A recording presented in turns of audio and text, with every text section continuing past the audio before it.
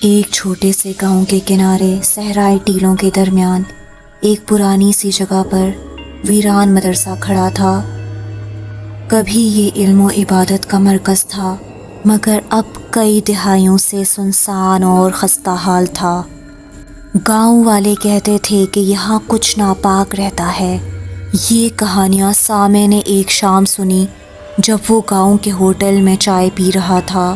گاؤں والے جنات کی باتیں کر رہے تھے جو بغیر دھوئیں کے آگ سے بنے ہوئے مخلوق ہیں، اور کہا جاتا تھا کہ انہوں نے مدرسے پر قبضہ کر رکھا ہے۔ وہ سامع کو خبردار کر رہے تھے کہ مغرب کے بعد اس جگہ کے قریب نہ جانا، جب دونوں جہانوں کے درمیان پردہ باریک ہو جاتا ہے۔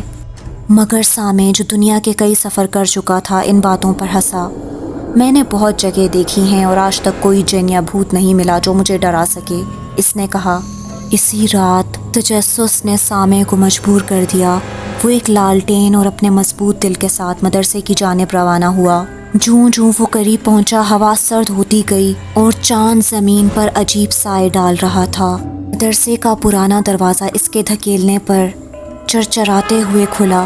اندر خاموشی تھی، صرف ہوا کی ہلکی سی سرسراہٹ سنائی دے رہی تھی۔ مدرسے کے کمرے خالی تھے اور دیواروں پر قرآنی آیات کے بوسیدہ کاغذ جھول رہے تھے۔ جیسے ہی وہ اندر گیا، ایک مدھم سرگوشی سنائی دی۔ پہلے تو اسے لگا کہ یہ ہوا کی آواز ہے، مگر وہ آواز واضح ہونے لگی۔ یہ کسی کے تلاوت کرنے کی آواز تھی، مگر انداز عجیب اور طنزیہ تھا۔ کون ہے وہاں؟ سامع نے کانپتی ہوئی آواز میں پکارا۔ سرگوشی رک گئی، پھر اچانک ایک گہری غیر انسانی ہنسی گونجی۔ سامع نے پلٹ کر دیکھنے کی کوشش کی، مگر دروازہ جہاں سے وہ آیا تھا غائب ہو چکا تھا۔ اس کی جگہ ایک سخت پتھر کی دیوار کھڑی تھی۔ لالٹین کی روشنی مدھم ہوئی اور پھر بجھ گئی۔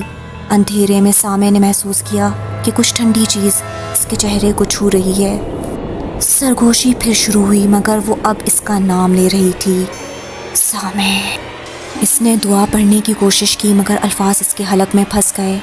اچانک نامعلوم ہاتھوں نے اسے پکڑ لیا اور مدرسے کے بیچ ایک پرانے کنویں کی طرف کھینچنا شروع کر دیا۔ گھبراہٹ میں سامع نے آذان بلند کی۔ سرگوشیاں چند لمحوں کے لیے خاموش ہو گئیں، مگر پھر اور زیادہ غضبناک ہو گئیں۔ سائے جو آگ کے شعلوں کی طرح تھے اس کے ارد گرد گھومنے لگے۔ اچانک زمین اس کے نیچے سے کھسک گئی اور وہ کنویں میں جا گرا۔